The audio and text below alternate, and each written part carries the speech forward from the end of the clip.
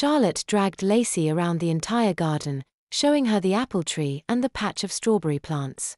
She was just about to lead Lacey back to the pond when the first raindrops began to fall. Lacey glanced towards the mountains and just like Alistair had said, the fish-shaped cloud was just past the top of it. Lacey followed a squealing Charlotte back to the house. She darted from tree to tree in an attempt to stay dry in the steadily increasing downpour. Charlotte on the other hand danced along the path and jumped in a couple of the small puddles that had formed by the time they reached the porch. When they reached the kitchen, Francine and George were sitting by the kitchen table coloring. George was concentrating with his tongue out. Alistair was nowhere to be seen. "Where's Alistair?" Lacey asked. Francine gave her a quick look before she returned to her coloring book. "Mama's changing him." Charlotte had already climbed onto one of the oversized chairs and started hoarding the blue and green crayons, but Lacey didn't feel like coloring. So she decided to explore the house instead. She found a large living room on the ground floor and bedrooms and an additional bathroom on the first floor. When she made her way up the steep staircase to the attic, however, she found something odd. Somebody had tied some string between the backs of two chairs and put a blanket over it, creating a small tent. Well, small compared to the chairs, it was more than big enough for Lacey. The tent itself wasn't really all that strange, but inside she found a shoe box filled with papers.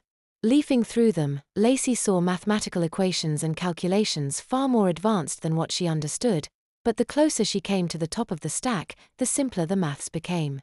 Eventually, the numbers were replaced by unidentifiable squiggles and then there were drawings of flowers.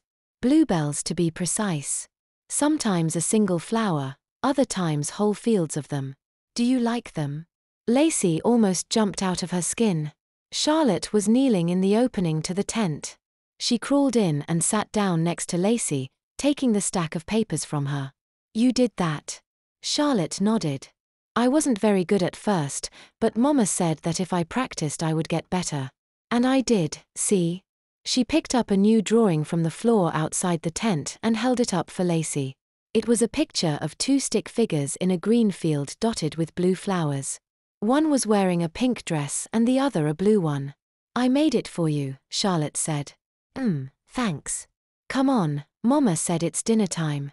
Charlotte crawled out of the tent, giving Lacey a perfect view of her soiled diaper as she did. The two girls joined Alistair and George in putting away the crayons and coloring books. They were almost done when Ella and Francine came back from the downstairs bathroom. "Okay, anybody else need a change before dinner?" Ella asked matter-of-factly. Charlotte looked away and scraped her foot on the floor. "Me," she said quietly. Charlotte made a stinky. Francine began singing. Lacey could see that it upset Charlotte, who looked like she was about to burst out in tears. For some reason she felt oddly protective of her. "Quit picking on her." "Yeah," Alistair chimed in. "Stop being a meanie." "Francine," Ella said sternly. Francine stopped immediately. "Sorry," she mumbled, not sounding very sincere. Charlotte, however, didn't notice and went off with Ella. Lacey sat down next to Alistair. "So you're all wearing diapers?" she asked quietly. "Yeah. That's the first thing to go. Then it's numbers and letters like I told you.